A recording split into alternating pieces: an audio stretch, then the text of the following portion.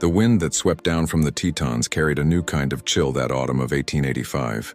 It was a whisper of something wrong, a feeling that settled in the bones of the men who rode the high country and the women who kept the lamps burning in their remote cabins. Cheyenne might have had its gaslights and its railroad grandeur, but out here in the vast emptiness of the Wyoming Territory, the old rules still applied.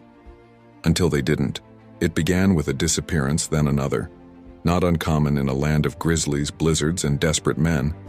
But when young Tom Harrow's horse came back to the ranch alone, its saddle empty and a dark, sticky stain on the leather, worry turned to dreamed. Tom was a fighter, a skilled cowboy. He wouldn't have gone down easy. A posse was formed, led by the grizzled Sheriff Mackley. They found Tom a week later, not eaten by animals, but hidden in a shallow creek bed. The work was not the clean kill of a man in a fight. It was something else, something methodical and cruel. The next victim was a sheepherder named Luis, a quiet man who kept to himself. He was found in a similar state, miles from Tom's location. Panic, cold and sharp, began to spread.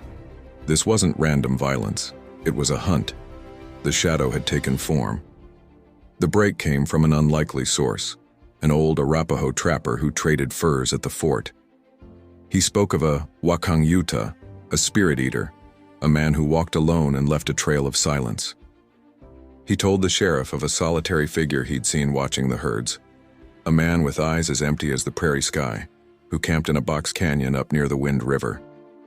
Sheriff Mackley and his men rode out at first light, their rifles feeling heavier than usual. They found the canyon, and in it, a small, foul-smelling shack. Inside wasn't a rancher, a rustler, or a gambler on the run. It was a man named Silas Rook, a quiet drifter who had done odd jobs for half the ranches in the county. And in that shack they found the terrible proof. Trinkets taken from the dead, little trophies of a sickness no one in Wyoming had a name for. He didn't resist. He just looked at the sheriff with those flat, dead eyes and said, "They were just there."